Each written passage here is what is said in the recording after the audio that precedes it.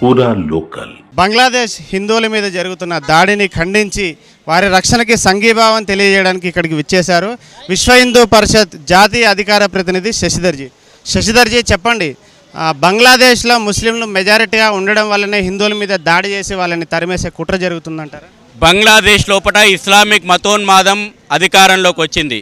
షేక్ హసీనా ప్రభుత్వాన్ని కుప్పగొల్చి అక్కడ హిజ్బుల్ తహరీక్, జమైతే ఇస్లామియా బంగ్లాదేశ్ సంస్థలు పరోక్షంగా మహమ్మద్ యూనిస్ అనేటువంటి ఒక ముఖాన్ని ముందర పెట్టుకొని ఇస్లామిక్ మతోన్మాద ప్రభుత్వం అక్కడ ఏర్పడ్డది.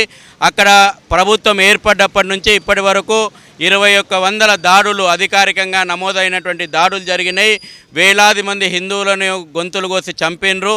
వేలాది మంది మాతృమూర్తులు హిందూ మహిళలపైన సామూహికమైనటువంటి అత్యాచారాలు జరిగినాయి. వేలాది దేవాలయాలను విధ్వంసం చేసినారు. హిందూ వ్యాపారుల యొక్క ఆస్తులను ధ్వంసం చేస్తూ ఉన్నారు.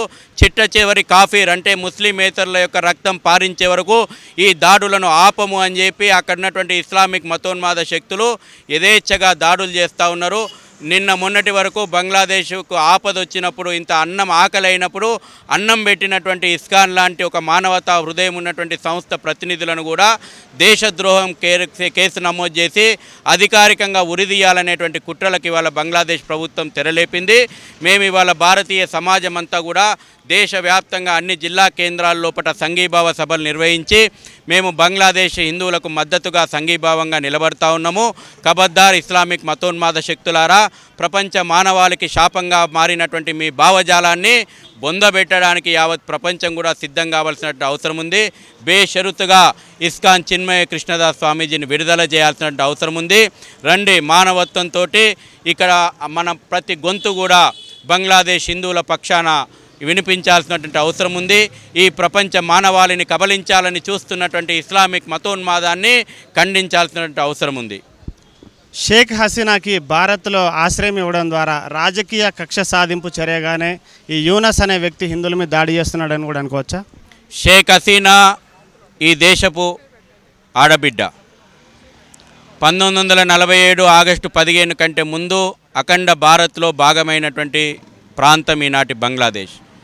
ఒక్క షేక్ హసీనాకే కాదు, వేల సంవత్సరాల భారతదేశ చరిత్ర లోపట ఎవరికి ఆపదొచ్చినా, ఎవరికి ఇంత ఆకలేసినా, ఎవరికి ప్రమాదం వచ్చినా ఇంత ఆశ్రయం దొరుకుతుందని వచ్చింది వాళ్ళకు కనబడ్డ ఆశాదీపం భారతదేశం.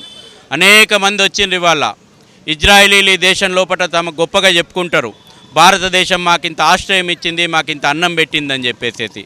ఈరోజు కూడా బంగ్లాదేశ్లో కూడా హిందుత్వమే కదా అన్నం పెడుతుంది. కాబట్టి భారతదేశం ఆశ్రయం ఇవ్వడము అనేటువంటి దాన్ని బూచిగా చూపెట్టాల్సిన అవసరం లేదు. అసలు భారతదేశ దయా దాక్షిణ్యాల మీదనే కదా ఇవాళ బంగ్లాదేశ్ ఏర్పడ్డది.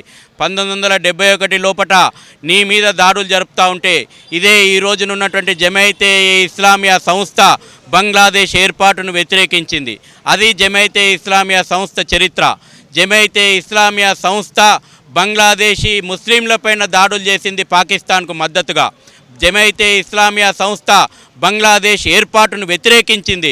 జమైతే ఇస్లామియా సంస్థ ఈరోజు కూడా పాకిస్తాన్ ISI ఏజెంటుగా పనిచేస్తూ ఉంది. ఈరోజు కూడా బంగ్లాదేశీ ముస్లింలపైన కూడా దాడులు చేస్తున్నటువంటి సంస్థ, మతోన్మాద సంస్థ ఇవాళ జమైతే ఇస్లామియా. ఇవాళ 1971 లోపల అక్కడున్నటువంటి మాకు పాకిస్తాన్లో ఉన్నటువంటి మతోన్మాదం మా మీద దాడులు జరుపుతుందంటేనే కదా భారత సైన్యం 3986 మంది భారత సైనికుల యొక్క బలిదానం తర్వాత మీకు స్వాతంత్రం కల్పించి మీకు దయా దాక్షిణ్యాల మీద మీకు స్వేచ్ఛా వాయువులు ఇప్పించింది భారతీయ సమాజం. ఇవాళ భారతదేశం గురించి ఏలెత్తి మాట్లాడేటువంటి హక్కు, కనీస హక్కు మీకు లేదు. ఈరోజు కూడా నేను ఒకటే చెప్తా ఉన్నాను, ఇంతపై కఠోరమైనటువంటి పరిస్థితుల్లో కూడా 2 రోజులు ఆహార ధాన్యాలు మనంగిన ఆపుదల చేస్తే బంగ్లాదేశ్లో తినడానికి తిండి కూడా లేదు. అందుకే మేము భారతదేశ ప్రభుత్వానికి మేము విజ్ఞప్తి చేస్తూ ఉన్నాం. అనేక హాస్పిటళ్ళు కూడా ముందుకొచ్చి త్రిపుర లోపల, కలకత్తా లోపల ప్రతి సంవత్సరం 4 లక్షల మంది బంగ్లాదేశీలకు ఆరోగ్యము, హాస్పిటల్ ట్రీట్మెంట్ ఇచ్చేటువంటి దేశం భారతదేశం. ఇవాళ అనేక రాష్ట్రాల లోపల ముందుకొచ్చి ఈ మతోన్మాదులకు మేము ట్రీట్మెంట్ ఇవ్వమని చెప్తా ఉన్నాం. హైదరాబాద్లో ఉన్నటువంటి హాస్పిటళ్ళకు కూడా మేము విజ్ఞప్తి చేస్తూ ఉన్నాం, ఈ బంగ్లాదేశీ మతోన్మాదులకు మీరు వైద్యం ఆపేయండి. ఆ రోజున బుద్ధి వస్తుంది. భారతదేశం అంటే ఏంది, హిందూ సమాజం అంటే ఏంది, హిందూ సమాజం రక్షణ ఉంటేనే మా ప్రాణాలు నిలబడతాయి అనేటువంటి విషయము బంగ్లాదేశ్ మతోన్మాదులకు గుర్తొస్తుంది.